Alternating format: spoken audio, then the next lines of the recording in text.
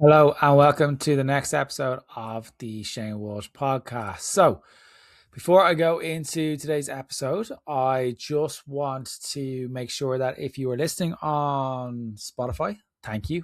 If you are listening up on watching on YouTube, or if you want to watch on YouTube, head over to the Shane Walsh Fitness YouTube page and make sure you like and subscribe to the page.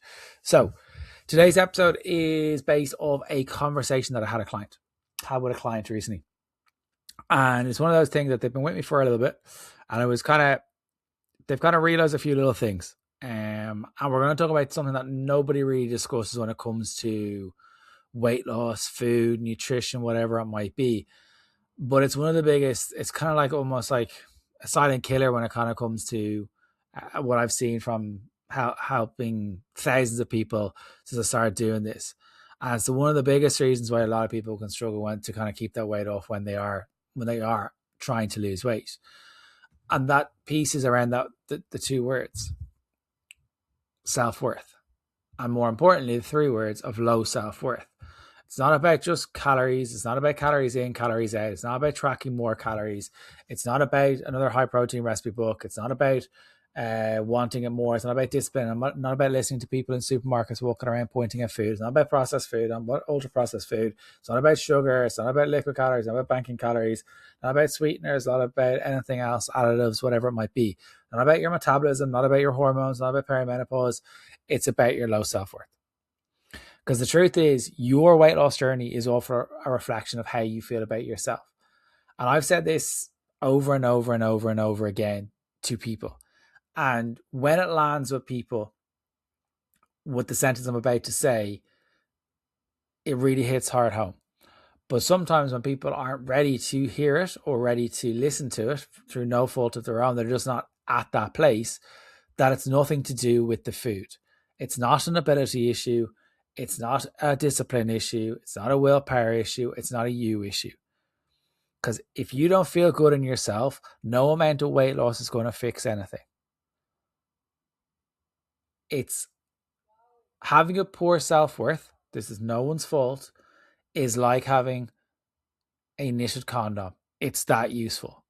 And if you don't believe you're worthy of feeling good, looking after yourself, putting yourself first, achieving your goals, you're going to constantly do everything, aka self-sabotage, to match up to that ideology of that you could help yourself to succeed. So what we're going to talk about is what actually self-worth is, how low very side there, how low self-worth shows up in weight loss, why it develops, how to improve it, a client story that's recent, and how you can catch it before it ruins any other attempts. So let's go. So what is self-worth? Self-worth is there's a difference between self-worth and self-esteem. Self-esteem is essentially what other people are thinking of you, and self-worth is essentially the value you place in yourself as a person. It's the belief that you are worthy of care, respect, success, happiness, love. Notice I didn't say confidence, because a lot of people confuse confidence with self-worth. It's not about swaggering into a room and everyone loves you. It's not. Confidence is believing you can do something. Self-worth is believing you deserve good things to happen, even when you're in a low mood, a lower state of well-being, or when you're struggling. You can be incredibly successful, confident in work, a great parent, a great partner, and still have low self-worth, because deep down you still might have that I'm not good enough. I'm a failure. I'll always mess up. I'll never be like other people. And when those thoughts become your identity, your behaviors start to match up to them.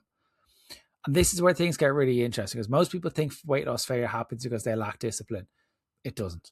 I've seen the most disciplined people in the world still struggle with weight loss. Not from lack of discipline or lack of trying. It's because there are other things at play. As often because their actions aren't perfectly aligned with what they believe about themselves. Because someone with low self-worth might start a diet and quit after one bad day. I would say there's a lot of hands up and head shaking kind of going on. And that's not a dig. I see it all the time. Or I've had one negative meal or one bad meal, so what's the point? Or else they can come to overeat after seeing a small increase on the scales, avoiding taking progress pictures because they hate looking at themselves, or avoid getting in pictures at all. They skip the gym because they feel embarrassed. They tell themselves they've already ruined the week after one meal out or one takeaway. They never celebrate anything because they feel like they don't deserve it. And this may sound familiar because it's almost like that voice constantly waiting for evidence that you're failing. And that moment that something goes left or right or something goes wrong, that voice will ramp up and say, "There you go, I told you so, you worthless piece of shit." Now that's being me being dramatic. So why is self-worth low? The big thing I would say is nobody is born believing they're not enough. So when people say I've always done this, they're talking in absolutes, but they're also talking absolute bollocks. Nobody is born believing they're not enough. Low self-worth is usually a learned lesson. Maybe you grew up being criticized. Maybe your weight was commented on as a child. Maybe you spent years comparing yourself to everyone else. Maybe you've been on and off diets for 20 years and failed every single attempt because you just have another piece of evidence against yourself that you can't do something. Maybe you've tied yourself as a value as a person because of a number on the scales. The problem is that over time these experiences create a story, and eventually that story becomes just who I am, that identity piece. But it isn't. It's simply a belief you've repeated it more often than enough that it feels true. And that leads us to that weight loss trap. There's a brilliant book by Russ Harris called The Happiness Trap, but I also believe there's something called the weight loss trap. And here's what happens. You decide you're going to lose weight. You're motivated. You start strong. Then life happens. A stressful day, a family event, a missed workout, a meal, a takeaway, whatever it might be. Someone with a healthy self-worth says, that's okay. I'm just going to get back into my routine. Someone with low self-worth will say, see, you failed again, you worthless piece of shit. See the difference? One's more aggressive. Then comes the guilt. Then the shame. Then the emotional eating. Then the all or nothing thinking. Then making it a better body. Then that all or nothing Monday restart. And that cycle. That cycle repeats 52 times a year. That cycle repeats, not because they're incapable, but not because they're but because they're attacking themselves every step of the way. So one of my clients, Lisa, is a perfect example of this. When she first started working with me, she wasn't just carrying extra weight physically. She was carrying years of yo-yo dieting. She was carrying years of disappointment. Every previous attempt of weight loss became proof that she couldn't succeed. She'd lose a few pounds, something would happen, stress, work trip, she'd go off track and then completely abandon the process. Not because she lacked knowledge. She knew exactly what to do. And most people, when I hear it's like, I know what to do, I'm just not doing it. It's like, you don't know what to do. You're overwhelmed and you're scared of trying. You're scared of succeeding. You're scared of failing. So we don't try. But every setback turned into an attack on herself. One missed workout became, I'm useless. One overeating episode became, I've blown it. One difficult week became, what's the point? But as we kind of worked together, something changed. We stopped solely focusing on weight loss. We started working on narratives and looking at how she spoke to herself. We challenged that belief that perfection was required. We'd focus on nourishing herself over punishing herself. We didn't use extra cardio or exercise as a way to seek control. We started celebrating small wins. We started normalizing setbacks, that life will happen. And gradually she stopped seeing mistakes as this evidence of failure, matter of life or death. And she saw it as part of the process. The result? 7 months in, 15 kilos down. But the biggest difference wasn't the physical. For me, it was the way she started to view herself. Because once she started, she believed of how she actually looked after herself. Her actions finally changed that narrative that I deserve this. So how do we do this? It's becoming aware of that inner dialogue. And I'm also going to say this before I go in any further. It's not easy to kind of change this. It's possible, but it's also uncomfortable. If you look at how you speak to yourself when maybe you've overeaten or you stubbed your toe, you've learned that from somewhere. But you're also teaching the next generation, your kids, your niece, your nephew, whatever it might be, that way, how to speak that way. Would you speak to your friend that way? I guess not. Well, sometimes.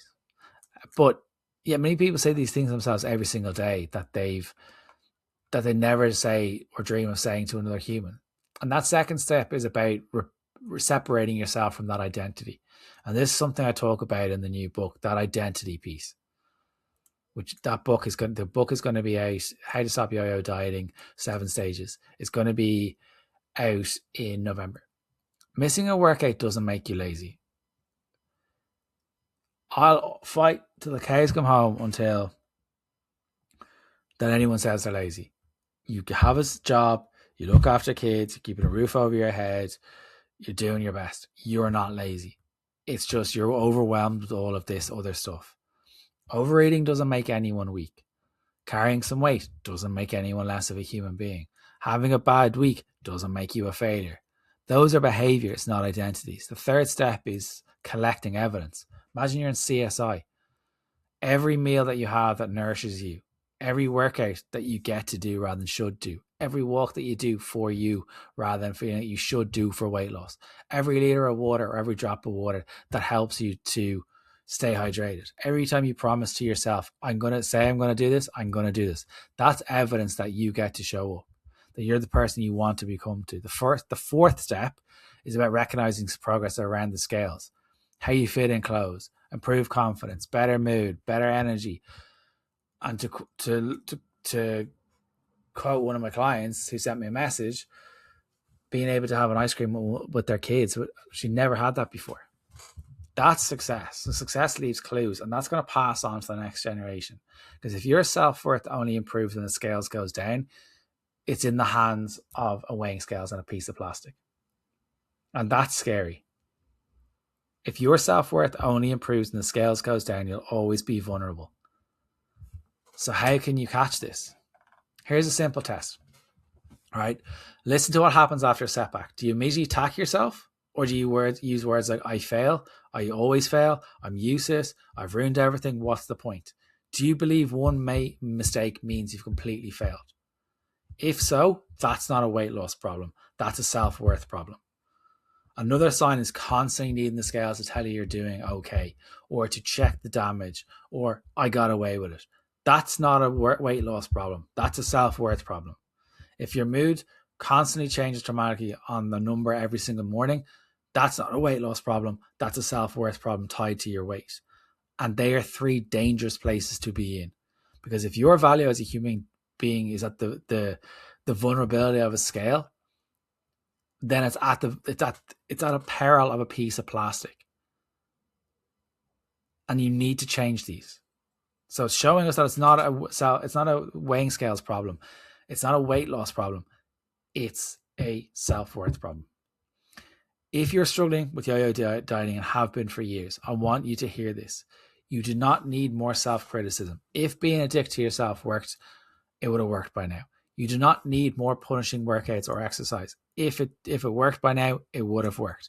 You do not need to cut out sugar, carbs, fats, whatever it might be. If you did, it would have worked by now. What you probably need right now is being a little bit sounder to yourself, because the person who you became while losing weight is far more important than than the weight you lose. The clients who achieve the lasting results that I see all the time aren't the most disciplined. They're often the people who are willing to kind of challenge a few things. They're the ones that are looking to stop attacking themselves. And because weight loss becomes a little bit quicker and easier when you stop fighting against yourself and being a little bit nicer to yourself. So what I want you to do this week is take one lesson from this. Pay attention to how you speak to yourself after a setback. One day of overeating, one meal that didn't go according to plan. Because that voice in your head could be the very thing standing between you and where you want to go. If you found this episode useful, share it on your stories. Share it with a friend. Don't be afraid to watch on YouTube, subscribe on YouTube, follow me on YouTube, follow the podcast, and remember, you're not lacking discipline. You're not trying to become someone worthy of looking after themselves. You already are. So if you have any queries or questions at all, let us know.